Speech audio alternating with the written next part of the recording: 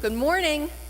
I'm Reverend Liz Lerner-McClay, and on behalf also of our Director of Religious Education, Kathy Sagal, and our Assistant Minister for Pastoral Care, Roger Peltier, and our Music Director, Fred Jodry, welcome. Welcome to our special Thanksgiving multi-generational service. Welcome also, of course, to the First Unitarian Church in Providence, where we love beyond belief. This is the day we have been given. Let's make the very most of it, starting now, together.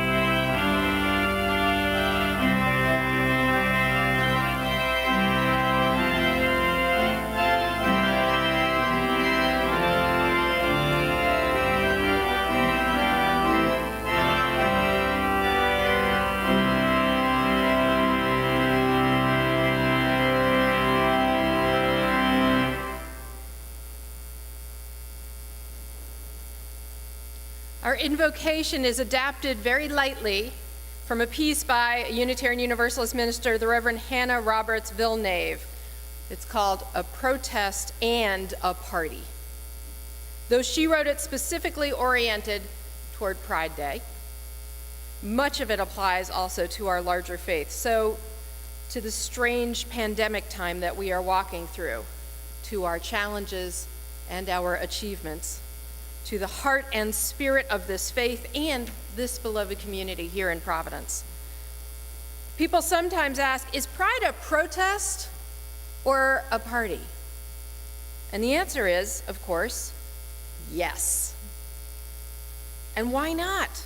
Why not rejoice as we resist, dance as we demand change, celebrate as we create community that delights in all of who we are? So bring all of that with you this morning.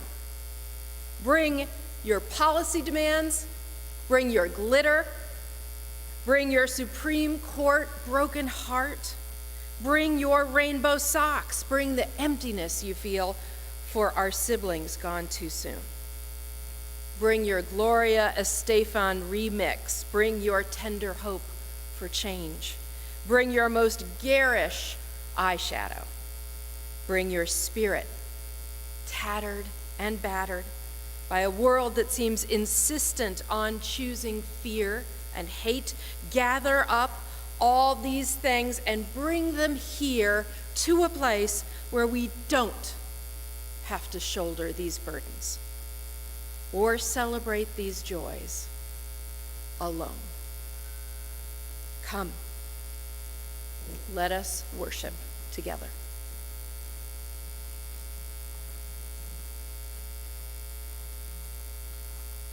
Good morning. I'm Jennifer Nardone with John Henson. And Theo. For those of you at home, we invite you to light your chalice with us and join us in our unison chalice lighting words. This light burns also in our hearts, and it lights our path towards harmony and justice and hope for all.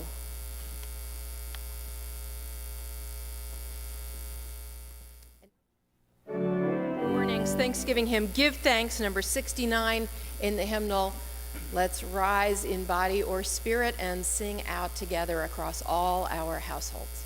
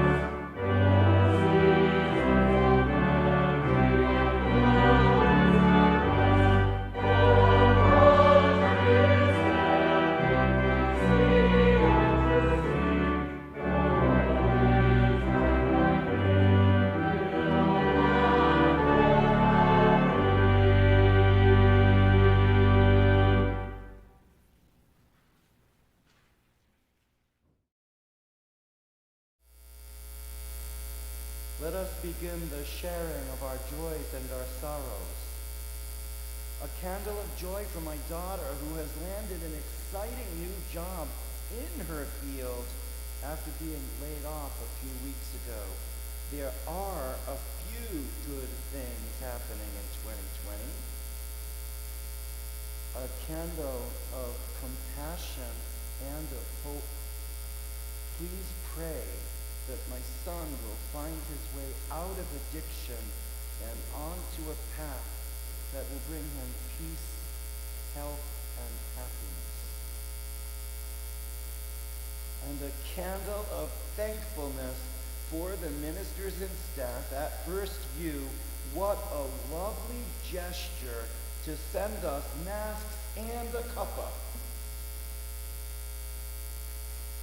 Friends, let us rest in the gladness that we have each other to bring our joys and our sorrows. Indeed, it makes all the difference.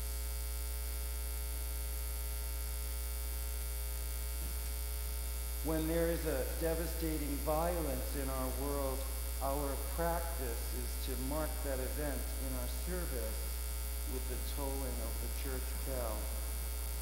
Regrettably, we will do that again on this Thanksgiving Sunday. 8 people were hurt Friday afternoon in Wisconsin, just outside a Milwaukee mall. Thankfully, if thanks there be, there were no deaths or life-threatening injuries reported. Instead, the lesson seems to be such devastating violence is ready to pop off any time, any place, to anyone. No prior experience necessary.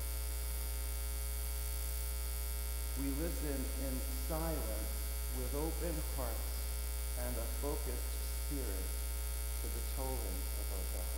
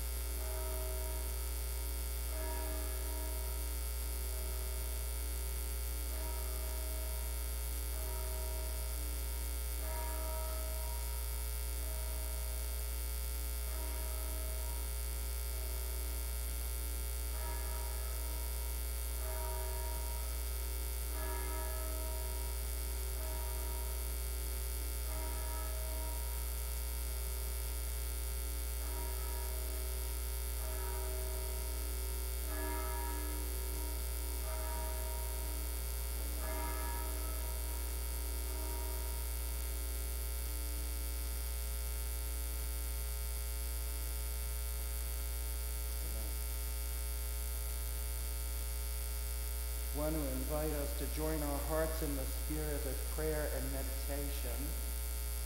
After these words from the Lynn Unger poem, November, we will hold silence together. If you are remembering someone lost to you, please raise your hand or stand in silent witness.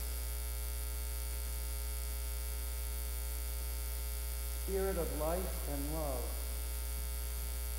is there anything left to be said about the blaze of autumn leaves, the way they let go with such graciousness, how they dance on the wind and crunch under the peaks and glow in the afternoon lights? Maybe just this: the colors fade.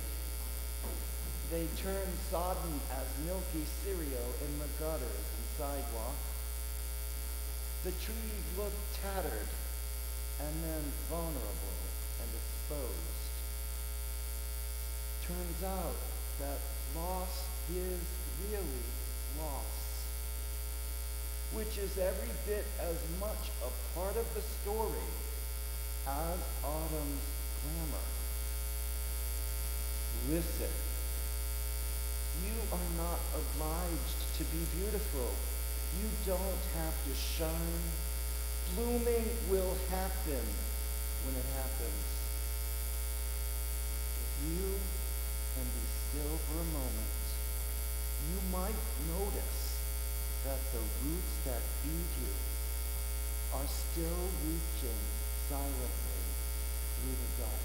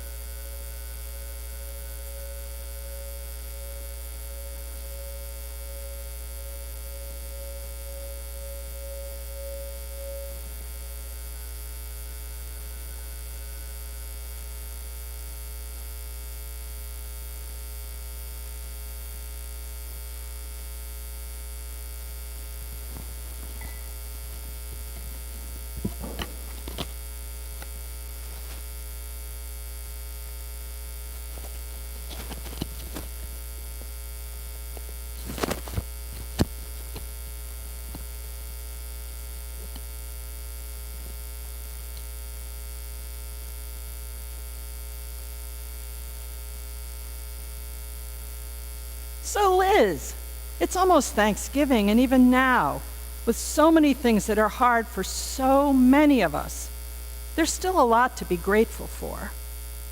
And it's important to cultivate gratitude, to exercise that muscle that helps keep perspective.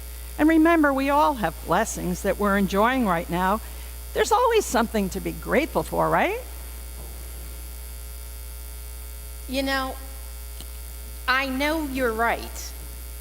I know everything you're saying, Kathy, is right. And I know it with every fiber of my being. But you know what? I don't feel it.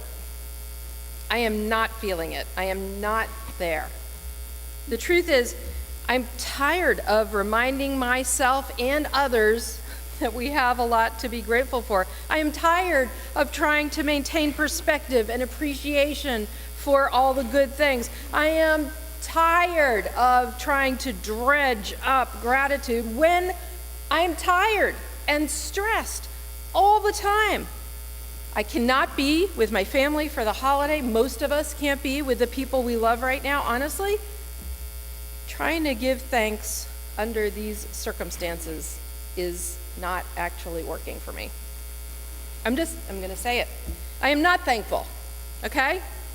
I am not in the mood to be thankful at all. Okay, Liz. This makes sense. You know that I feel anxious, worried, and weary too, but we have to do it.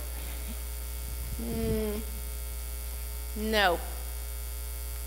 I'm not there. I'm just being real.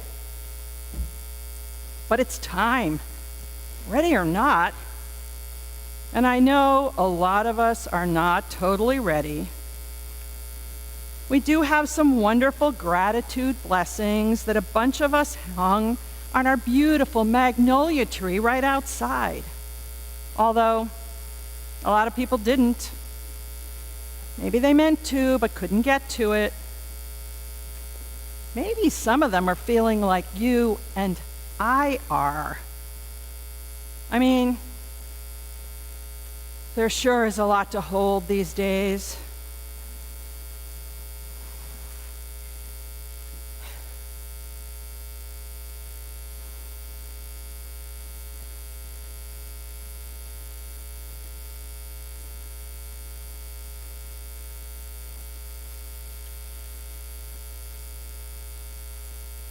Okay. I just got an idea. What if we don't talk in terms of gratitude? How about instead if we just try to share something that we're looking forward to in the next few days? Just a thing you're going to do or see or experience that you're looking forward to. Doesn't have to be a big thing, just a thing. Anything. Okay. Well, we will have a little time to spend not with family or friends, so something else to look forward to. Well, I mean, there will be some downtime. I am really looking forward to taking our dogs for a really long walk in the woods. It is one of their favorite things to do, and it's one of my favorite things to do. The leaves are almost all down now, and the woods have that different feel to them. You know, how they're still beautiful, but in that very different way, more spare, and it will feel really nice to bundle up and go out into the cold air and smell the scent of the fallen leaves and scuff through them and watch the dogs investigate every single thing they encounter and charge up the path and then come pelting back down the path to make sure we're all still on the same walk together. So,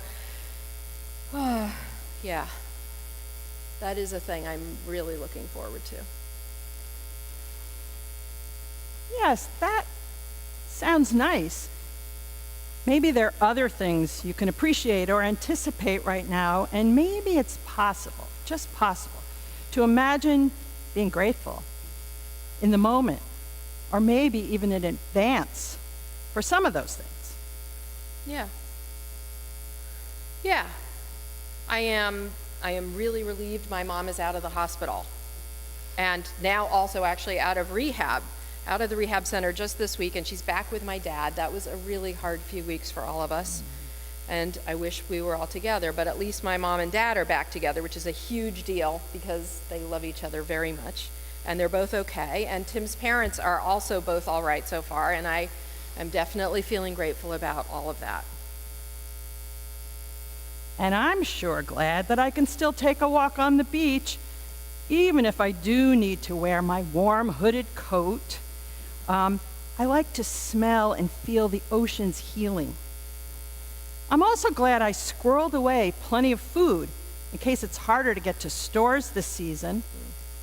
I even have toilet paper. My heart does ache because our family can't be together in person, but so far everyone's healthy and have warm places to live. We have health insurance and jobs. Oh, and my sister, who lives alone in California, and we've committed to texting once a day at a certain time to check on each other. That sure never happened before.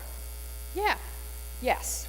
And I am grateful my sister and her family are all fine, and that we have food and a safe and good place to be holed up these days. And I'm grateful for Tim, and grateful that he did so much to get work again after he got laid off at the beginning of COVID, and I'm Grateful that we are both employed and that we have health care. Thank you, First Unitarian Church of Providence, for that. And we have firewood we just chopped up, and I'm really looking forward to a lot of fires. I love that in cold weather, and I am grateful for all the friends I'm missing. I'm grateful for a bunch of bubble baths that we just got at our house. I'm grateful for this super awesome card that I got this week from a very young member of our congregation, Josephine Rusley. She drew a picture of her and me, and then on the back it says, "I love you, Liz." That was pretty great.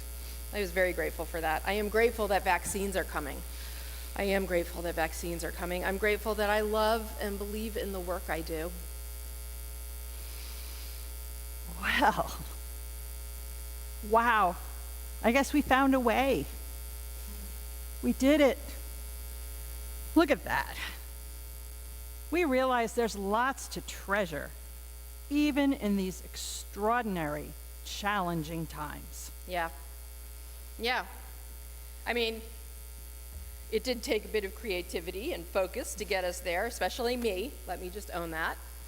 But I really do feel grateful for all those things. I know no matter what, there's always something to be grateful for, but thinking it and feeling it are really different things. And I think it's the feeling that matters most. And, it just feels so much better to feel grateful than to feel tired and stressed. To be reminded, to remind myself of the blessings all around me that are all around all of us. That we see that we've been or that we will ever be are blessings. They really are. What a relief. Thank you, Kathy. What a relief it is to feel it, to be able to be grateful again for it all.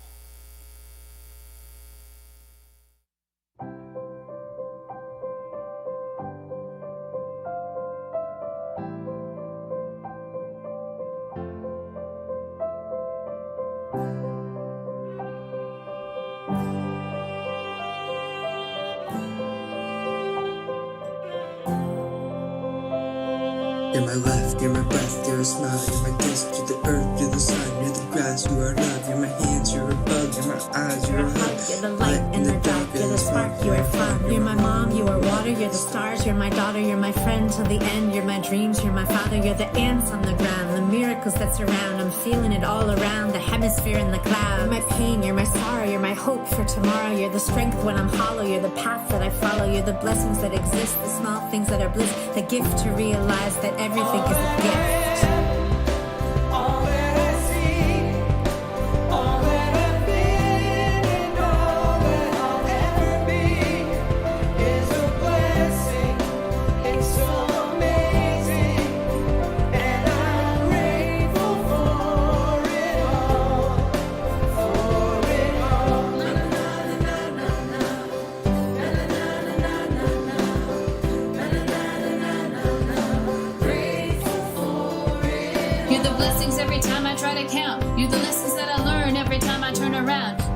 When I'm burned, every time I think I found all the things I'm looking for, you're the sign saying stop, to take a vow and keep moving forward and start looking towards your heart. It'll open all the doors and only then you'll start to hear the world sing a chorus with your mind and your heart aligned in purpose. Everything will feel gorgeous.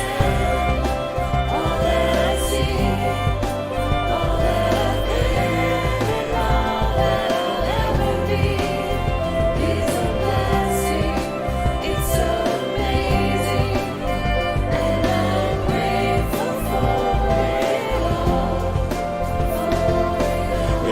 Sit and pray, cause what I have is more than I deserve or could ever imagine. How do I get back to all of this magic and spread the love so everybody can have it? Doesn't matter if I'm rich or poor, if I got a family or if I'm all alone. Bad things happen, I can just complain and moan, but there's a million things that I can be grateful for.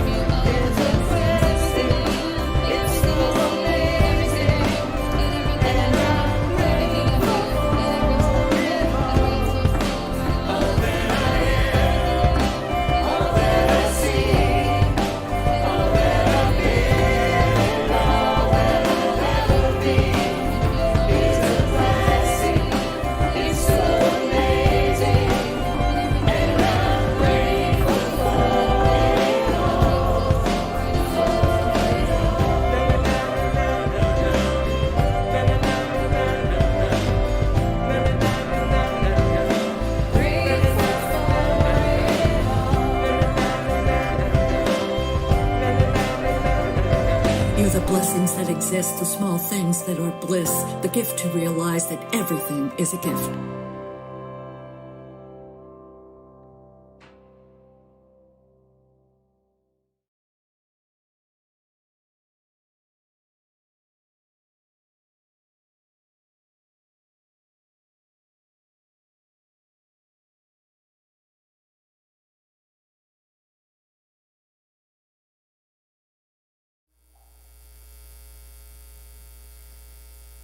Our offering this morning is dedicated to our Loaves and Fishes mission that we have here at First Unitarian, and I have a message for everybody from the Loaves and Fishes folks. They said, in an unprecedented year, when the very air has become dangerous, Emmanuel House Shelter in Providence has provided sanctuary for 70 men in need. Maintaining support to Emmanuel House has been crucial to our First U Loaves and Fishes volunteers. Emmanuel House has been succeeding, in part because we have been succeeding. And Loaves and Fishes has been succeeding because of all of you.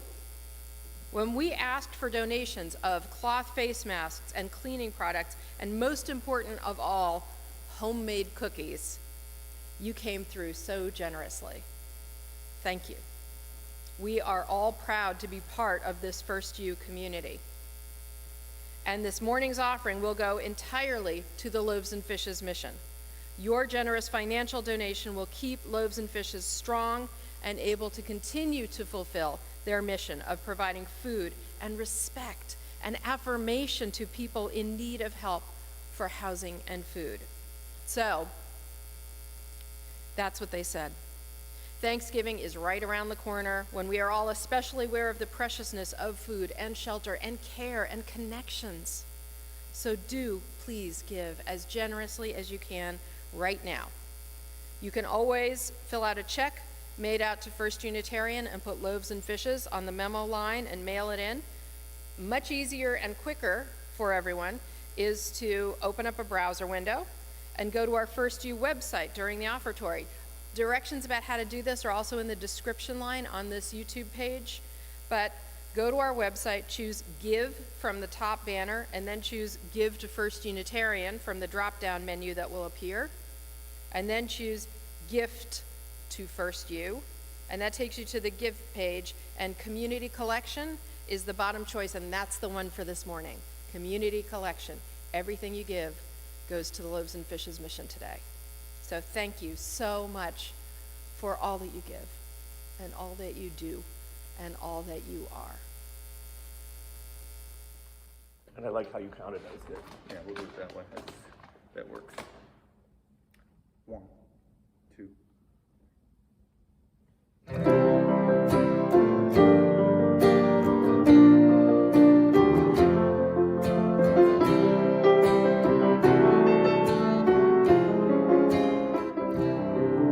We plow the fields and scatter the good seed on the land, but it is fed and watered by God's almighty hand.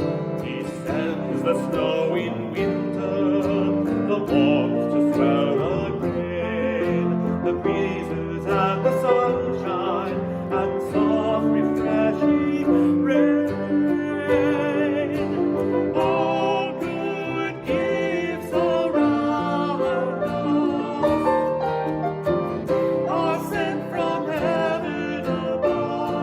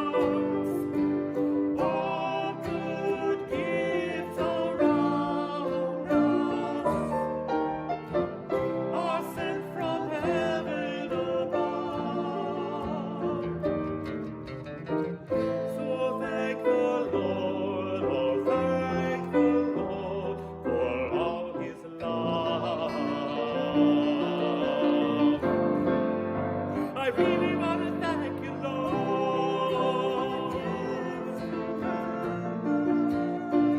I want to thank you, Lord. Thank you for all of your love. Oh, thank you, Lord. I want to thank you, Lord. Thank you, Lord.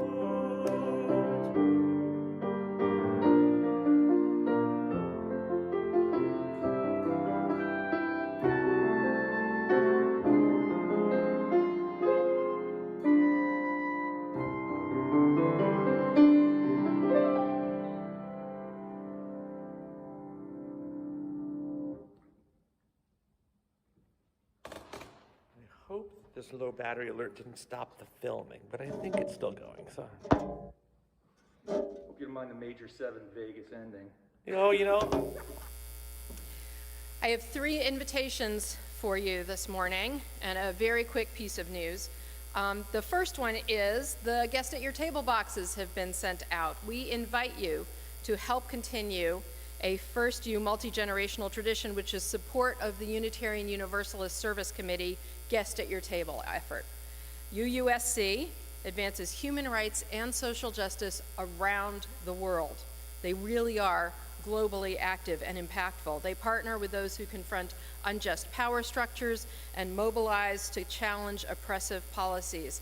This pandemic has intensified appreciation for the need for safe homes all around the country and the world. So the 2020-21 Guest at Your Table theme is the meaning of home. November 1st, U4U at-home packets for families with children and youth have a box in them, and it has also donation instructors. We will be posting the website with full information for everyone in First U e-communications. So keep an eye out for that, and let's all do what we can for that effort. Second, maybe you saw some months ago that there was a thing online. A bunch of celebrities who had nothing to do because of pandemic lockdowns, even in Hollywood, collaborated on a fan film remake of The Princess Bride. Did you see it? You should totally look it up if you didn't see it, because it is so worth seeing. Heaps of actors and singers and other famous people did it, filming themselves at home in whatever costumes they came up with whatever they had on hand, and just filming mostly pretty simply with smartphones. And they reenacted a scene, or sometimes even just half of a scene, from The Princess Bride, and then it all got stitched together in the end. It was easy, it was simple, it was intentionally very low production values, and it is super fun to watch, especially if you are a big fan of that movie, right? Hello, my name is Inigo Montoya. You kill my father, prepare to die. Or, have fun storming the castle. Or, inconceivable. You keep using that word. I do not think it means what you think it means. And of course, marriage. Marriage is what brings us together today. Obviously, I could go on, but I won't, because the point of all this is that, inspired by that pickup Princess Bride remake, Kathy Sagal and I decided to do a pickup fan film Christmas pageant. I know, so fun. Really, this is going to be a blast. We've adapted our usual pageant script to very small snippets that you can easily film at home as long as you have a smartphone and someone to film it. Maybe you can just even do it yourself as a selfie. Each part will be brief and very simple. We will put it all together and we will webcast the world premiere of our Christmas pageant on our YouTube channel on Christmas Eve at 5 p.m., the usual time of our early Christmas Eve service. We hope everyone will participate. To get in the game, you just email Kathy, right? dre@firstunitarianprov.org, and let her know that you want in on this action and how many in your household will be doing it, and she will send you your snippet. We need to receive your video back within 2 weeks to give us time to pull it all together. This is for everyone. No one too old, no one too young, no costume too terrible, no acting too heavy-handed. I hope we can all enter the spirit of the holiday. Give ourselves a little time to play, lighten our spirits, lean into joy. Put together a costume, get your snippet, film it, send it back to us. Details on how to do all this will be in the next week's e-news, which is coming out on Wednesday because of Thanksgiving. So make sure to read it and be in touch right away so we can send you your part. Third, we have a special coffee hour today to discuss plans for our building's openings and closings. This week, the congregation was informed of the bridging team's recommendation and the Provincial Committee's vote to extend the suspension of in-person worship and religious education for youth and adults. Our Zoom coffee hour immediately following this service will be attended by members of the bridging team and the Prudential Committee so that everyone can share the opportunity for questions and answers, as well as thoughts and feelings about all these issues. Please join us there shortly, and we look forward to seeing and hearing from each other. Our benediction this morning is from a colleague, Laura Horton Ludwig. Her piece, "For What Shall We Give Thanks?" The wheel of the year has turned again. Once more, the Thanksgiving season has arrived. How shall we sing our song of gratitude now? For what shall we give thanks? For this moment. For friends, near and far. For our breath. For love. For courage and clarity. For strength. For delight. For laughter. For beauty, for the tables round which we sit, for the food we enjoy, seasoned with love and memory, for the sun and the moon and the stars in the sky, for the trees which have seen so much and still stand proud, stretching themselves to the sky, for the bright voices of children, for the wisdom of elders, for actions that bless the world, for hard work that makes a difference, for music and art and celebration, for generosity, for compassion, for endurance, for joy, for hope. For all these, we give thanks. Will you join me in the words for our chalice extinguishing? We carry the flame of peace and love and hope until we meet again. May